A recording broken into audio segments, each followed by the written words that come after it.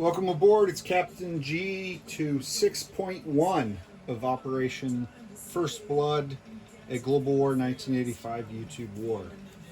So Pravda has reported today that a single MiG-29 turned back a revenge attack by imperialist air forces intent on revenge against the hard-working people of the Philippines, who had built much of the fleet that sank the entire American Navy on the first day of this war.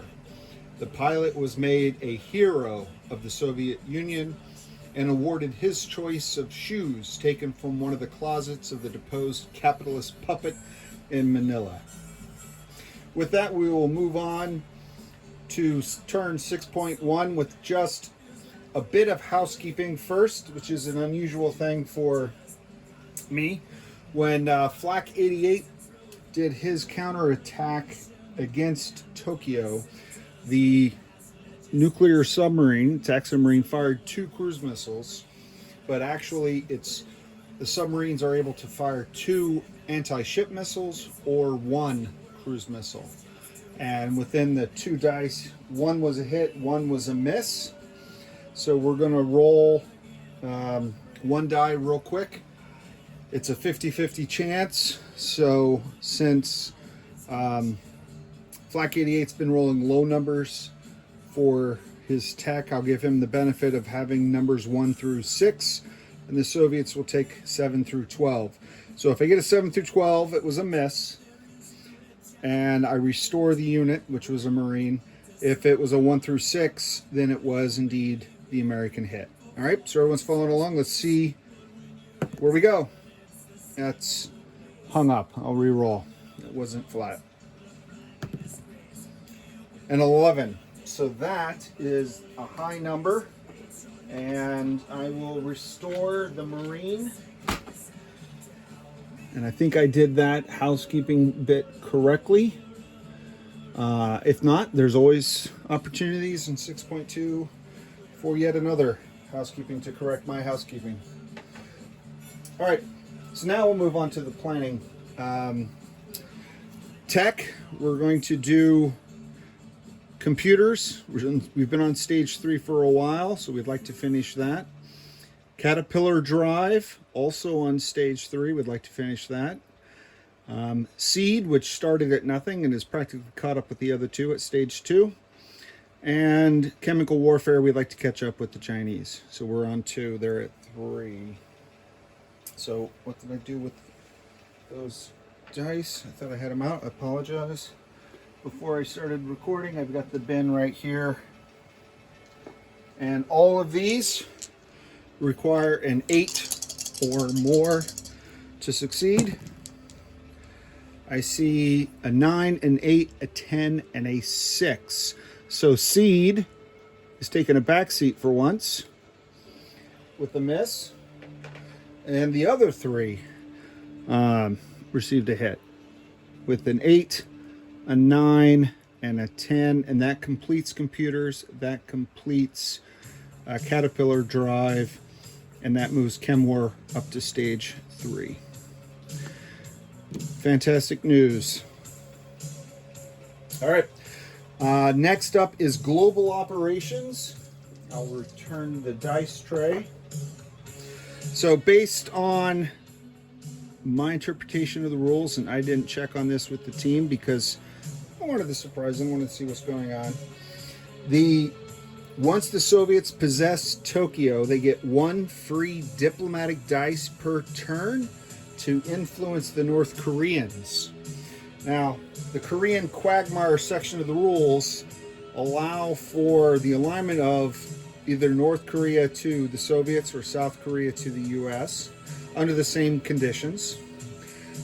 We can give military aid to the 2 countries. Let me pivot slightly so you can see their armies. Each side basically squared off with artillery, light infantry, and fighters. So we could give military aid to one side or the other to give them a benefit. It's all mountain terrain. North Korea can only attack South Korea. South Korea can only attack North Korea. The US, the Soviets cannot have units here attack outside of the Korean Peninsula, but we can't send reinforcements in, and basically North can conquer South and vice versa. Okay, so that's all we can do in the Korean quagmire. The two of them are locked in their own struggle. So the diplomatic dice, 10 or higher. If you remember when we rolled for the Philippines, 10 or higher to bring North Korea into the Soviet camp. A 4. So I missed, and we'll see next turn whether the U.S. chooses to try the same thing with South Korea. All right, so next up is purchase units. This was a bit of administration and auditing, actually, that my two worthy adversaries and fellow players did on my behalf. They audited the income that I had with all the bonuses. I had missed some of the... Hold on a second. Alexa, volume down. Apologize. I'm not officially endorsing any product over the other. So they audited, and it turned out I should have received 33, not, I think, 28, 29, whatever it was that I had counted up to. So we have corrected that. So I thank them both for their assistance in pointing out what I had missed.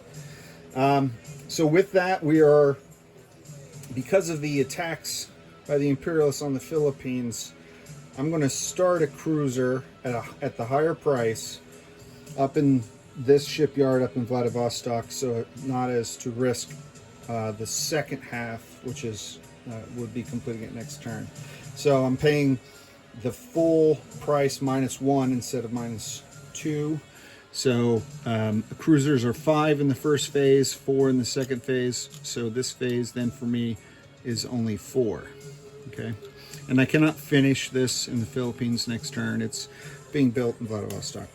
So 4 there. I am building 1 nuclear attack submarine Victor 3 in the Philippines, as well as a frigate. So with the discounts, it's a total of 5 for those 2 ships. I'm building another Marine for 4. I'm building an anti-air SAM battery and a light infantry. They're 3 each for 6. I'm building 2 main battle tanks for 4 each. That's 8. And I am building 1 next-gen MBT for 6. So that math I won't try to do off the top of my head. But when I did it before and double checked it, that added up to 33. So no money left over. Also, because of the battle stars, which I think Flak 88 covered for me, there are certain conditions on land, sea, and air that if any of the major factions achieve during the game, they'll earn a battle star. You earn only 1 in each of the 3 areas, land, sea, and air. And once you've earned all 3 of them, then you get a second launch facility for your satellites, which is nice because then it's you can have twice as many satellites in orbit. So with this second one, I upgraded a minor to a major shipyard, so now I have 2, and the shipyards produce anti-ship missiles, so I'm now making 2 per turn instead of 1. And I'm still producing the 2 cruise missiles per turn due to the airbase. And I will place those on my dashboard at the end of my turn. All right, moving on to combat movement. I have 10 combat movements laid out throughout the battle space, color-coded to represent something for me. But some of them involve rolling dice, others do not, but are moves that had to be made during combat movement phase. So, dice number, I have 2 dice number 1s. How about that? That should be a 3. Okay, so movement number 1, I am taking a backfire bomber from Vladivostok and moving 1, 2, 3, 4 to this marker. Rocket, just to remind me visually that that is the launch site. This backfire bomber from Sea Zone P-28 is escorted by 2 Soviet MiG-31 air superiority fighters. Both of them have the same Sea Zones 1, 2, 3, 4. And I think this movement, the backfire has movement of 10. So we've only moved 4, so it can obviously return. The MiG-31's air superiority fighter, sorry, tip that up a little bit so you can see where they're coming from, have movements of 6, plus 1 for the air bases in their territory, so that's 7, and they will have 3 left after their escort mission. So they're not engaging in combat, they're escorting. And the reason I'm sending them just to escort is because on Guam, within 1-2 away, is the U.S. air superiority fighter, the F-15, that came down from Alaska and survived the naval battle. It could scramble to get a shot at the backfire. Flak 88 has declined, but I'm still going through the order of battle as described, because if I didn't do that, then obviously would have sent it. So that's how it goes. So from there, it's firing an air-launched cruise missile 1 at Andersen Air Force Base on Guam to take out that airfield, and then 2 to Kadena Air Base, the Marine Air Base on Okinawa. The U.S. does not have anti-missile defense. Flak 88 has been stuck at stage 3, so he's not able to have his AA fire and defense of this cruise missile. And these are facility strikes, and as we learned from my last mistake, my housekeeping there, they're auto hits, and all I'm doing is rolling for damage, which is a D2. And I think if you recall Flak 88's last video, a D2 is basically a 6-sided dice. 1, 2, 3 is 1 point damage, 4, 5, 6 is 2 points damage. So I'm going to roll for Guam first. That is a 3, so 1 point damage on Guam. I'll put that there just to represent for now. And I will roll now for Kadena, the Marine Corps base. And that is a 1 on this dice. It's purely a random, non-biased dice. Here's the 6 on the other side. So that's the 1, which represents 1 point damage. So that I probably should not have rolled those because I'm still doing combat movements. I apologize. I won't do that again. But I'll stick with the results because I can't do worse. I can only do better, so I'm not going to re-roll. All right, let me move on. That was 1 and 2. 3 was a walk-in. I had 1 Marine to begin with, so I planned on him. The second one's bonus. Is just walking into Sapporo to take this for the Soviets. So that's a non-combat, but a +1 for the Soviets. 4. Here's dice number 4. This is dice number 4. So this nuclear attack submarine, I am sending from P-17, which is this fleet task force here, 1 destroyer that will cut through Japan, and it has sub detection, so it finds and homes in on the submarine, and then is paired with aircraft. It can either be paired with a fighter or an attack helicopter, and there just so happens to be an attack helicopter. I can't send both because it pairs 1-to-1. So the attack helicopter at a reduced attack rating plus that destroyer will conduct an ASW attack, hence the blue dice, against that submarine.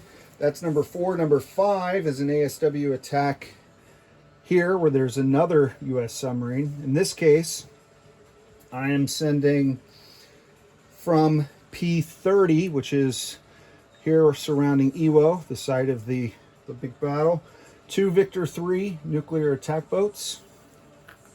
So 2 nuke subs against 1, as well as 1 Foxtrot diesel electric. Okay. And yes, so that is going there for that battle. So sub on sub.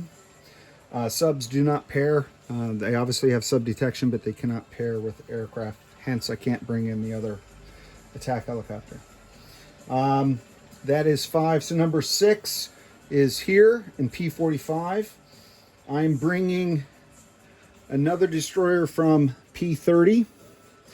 Going to move 1, 2, 3. So move Guam, Philippines into this water. It has now the sub detection capability, and I will pair it with a fighter from Vietnam. I'm sorry, from Philippines, and that will pair at a reduced rate for the fighter and conduct an attack against that submarine.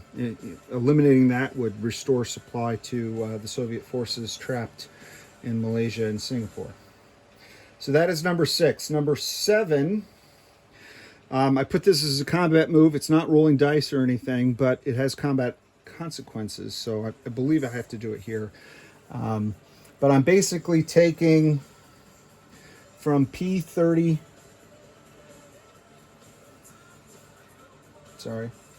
P37, which is one of these guys. I'm moving this fleet task force, everything except so from P18 down here where number 7 was. So 1, 2 off Okinawa, 3. And the reason I'm doing that is that will blockade the port. And with this facility strike, that puts the island Guam out of supply. And I believe that means they cannot launch any combat actions from the island. They can move non-combat, but the airbase would be damaged. You'd have to repair that, and then the port is blockaded. So they could not move by sea lift. Basically, the aircraft could fly away if you liked, but that's the intent with that move. So that was number 7. Let me just make sure that that fleet marker has everything on it that was supposed to move. I'm moving both. Okay, so the other fleet marker I can disestablish now because all that's left is a sub. And I'm just going to, I'll leave the sub there for now, and I'm going to move the cruiser down so I have both cruisers, both heavy aircraft cruisers, and 1 destroyer. Okay, so, and again, not sure if this is necessarily needed, but from P37, the Victor 3 up there. Again, because I'm blockading, I consider that a combat move. I may be able to do this during non-combat, but to me that was a combat action. Number 8, where's number 8? 8 is here. So the other port in Okinawa, to do the same thing to them as Guam, is I just moved this submarine 1, 2 and secure this waterway, which will block. Actually, I can't go 1, 2. Let me redo that because I cannot go through here because his submarine would block me. I have to go down to Guam where there are no naval units, and then up to Taiwan, and then here. So he goes a long way around, and then blockades that port, putting the island of Okinawa out of supply as well. Again, a combat action, I think. Could be wrong on that. So I'll move this because there's no further action required. Number 9. Number 9. Do I have? You can see there. Yes. So number 9, I'm going to send the attack bomber from South Vietnam around to Thailand to conduct a surgical strike. So a surgical strike, I don't recall off the top of my head if I've done a surgical strike or if Flak 88 has so far yet in the game, but it's if there's no air defense, it's an opportunity for aircraft to do a strike on land units and then fly away. And if they get a 1, they get target select. If not, then it'll be the defender's choice, and he'll take a para as opposed to his infantry. My goal is to get a 1 and kill that infantry. So that's number 9, surgical strike. Number 10, which is also the yellow dice, is another surgical strike. So this fighter bomber, attack bomber, that I forgot to bring into the Japan battle last turn, we'll go 1, 2, 3 onto Fukuoka, where there are the 2 MBTs. Same thing. I'm doing a surgical strike. Okay, and surgical strikes have reduced rates. So when you do it air only, normally attack bombers roll attack at a 7. You get half that rounded up. So this one will actually be attacking at a 4. This one would also be attacking at a 4, but the friendly neighborhood Soviet satellite, which I don't know if they're one use each. If they are, I apologize. I'll launch one. If not, the same one comes around again the next orbit and will help the direct the attack onto the U.S. armor there. So that is all 10 of the attacks. And as we said, we've already resolved a couple of them. So we'll move into now resolving combat. And where can I put this? Let me put the dice tray over here and pivot you slightly so you can see it all. And we'll just take them in the same order. So we'll go back up. 1 and 2 we already rolled. Let's take off the cruise missiles, and we did the damage on those 2 air bases. So that's done. Number 3 was a walk-in. That's done. 4 is a battle. So let's go with number 4. The U.S. submarine will defend only if hit. Otherwise, it will submerge, go silent running. So the destroyer attacks at a 4, and the helicopter is reduced to a 2, and that's a specific rating that each type of aircraft has. So attack helicopters go after submarines at a 2. All right, if I get lucky, I can kill a sub. I got a 1 on the destroyer, so that does indeed sink the submarine, but it does shoot back now. Now that I bit it, it's going to go down. And nuclear attack submarines defend at a 4, and its target would be the destroyer because it cannot hit the submarine. 4, mutual assured destruction. This is madness, I tell you. All right, so that takes care of that one. We'll move on to the next one, which is the submarine battle. So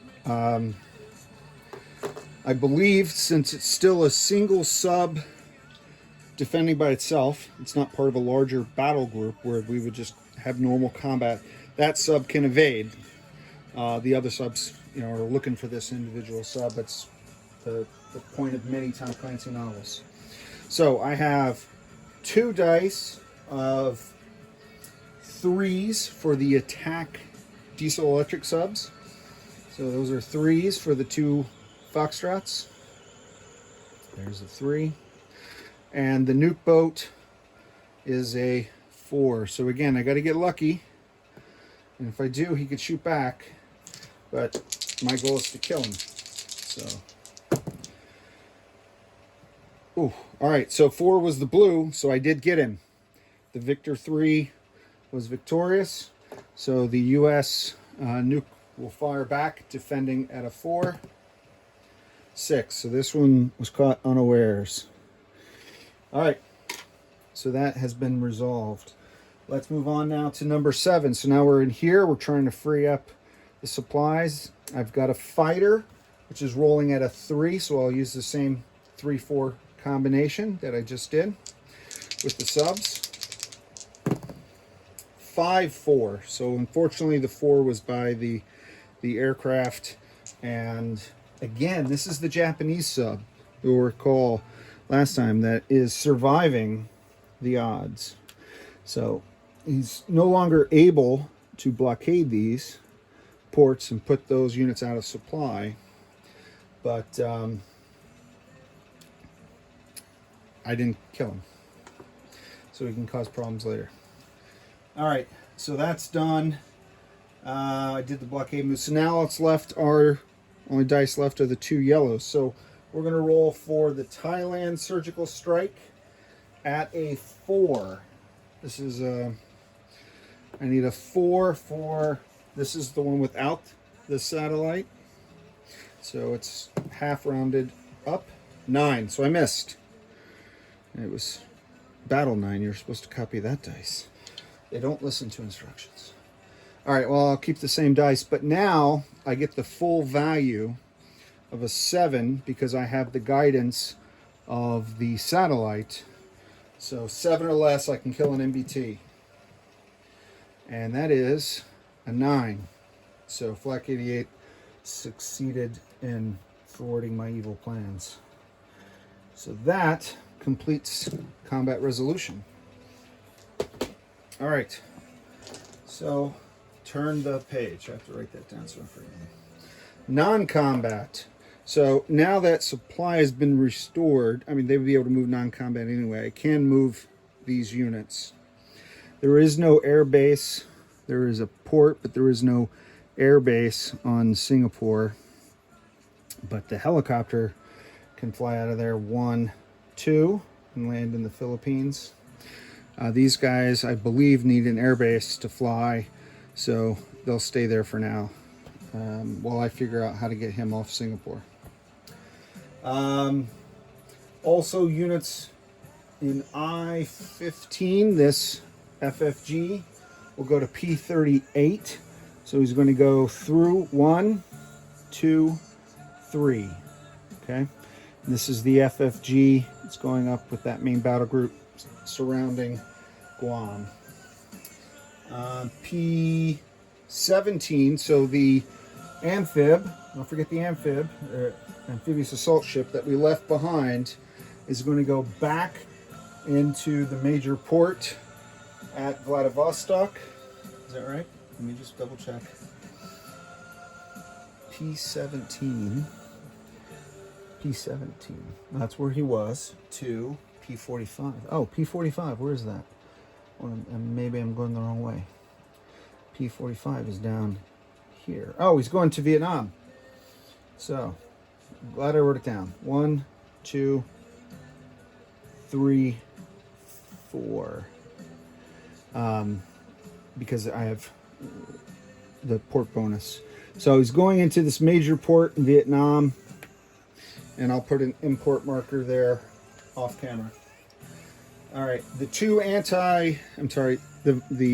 backfire bomber is going to go back to Vladivostok. The 2 air superiority fighters, one is going to go 1, 2 and land in Tokyo, because that's Tokyo, I think. Yes, that little peninsula is Tokyo.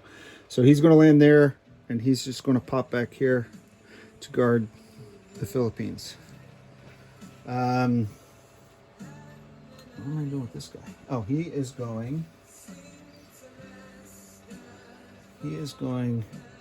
down here with the destroyer. And I've landed the backfire, I've landed the... And now, sea lift. From Vladivostok, I'm sending to Tokyo via sea lift because now these ports have been opened up. This one was already open at this one.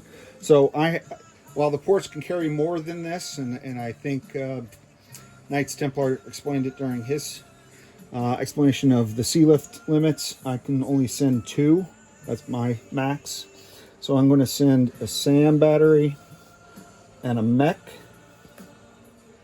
to Tokyo. And I'm going to land this helicopter back. Sub-hunting is done. Okay. Landed him on the Philippines. And then this mission is in resolve. He's going to land back on the Philippines. This is the hero of the Soviet Union, the MiG-29 right there. All right. And then this bomber is landing back in Vietnam. Is that everybody? Yes, so place new units. So let me go back. So The cruise missiles and the anti-ship missiles go on the dashboard. But let's put this so you can see it. So new construction for the Philippines, Victor 3, and the Krivac frigate. I'm starting construction, so I'm going to put the cruiser on stage 2 of the build chart. I'm going to put under construction up here so everyone knows where they are. Both of these are being built in the minor military base on Japan, so a second. So air defense and missile defense.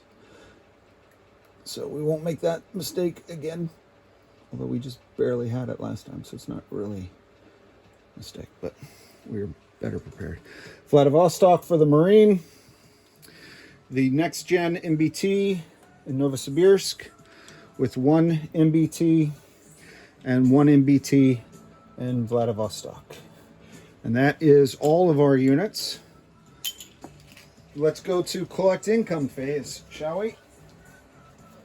So my base income now that I add the 1 for Sapporo is 17. So you still see this? Yes. 10, 15, 16, 17. All right, that's 17. Get rid of this. Bonus income. So what I'm tracking, and this is what the audit helped with. I'm sorry for the knocking of the B1. That was unintentional. Okay. +2 for the Philippines from the event, I believe. +2 for Tokyo, national reference sheet. +1 bonus for Singapore on the event. +2 bonus for Singapore national reference sheet. +1 each for the Malaysias. And if you're watching at home and wondering what happened over here, once you take this, the other surrenders. So they both fell under communist rule. So that's 2. That was one of the things I missed. I got SAP. There's a bonus for that as well of 1. And computers. I succeeded in the computer, so I'm at stage 4, and stage 4 is +3 on computers. So what is that giant stack? +3. So 1, oh, well, I gotta add it up now. 1, 2, 3, 4, 5, 6, 7, 8, should be 13. 9, 10, 11, 12, 13. It's good. So 13, that worked. That's bonus. And now I have the final roll, which is the Soviet Global. US did that on Flak 88's turn. I did that last time for the Soviets. So this is still in? Yes. All right. Roll for that. I received an 8. And 8 is only 4 this time. 1, 2, 3, 4. All right. So if we add all that up, 17 plus 13 is 30. And 4 is 34. Even my math can't mess that up. And that, I believe, is the end of 6.1. I'll turn it over to my friend and adversary, Flak 88. This is Captain G, over and out.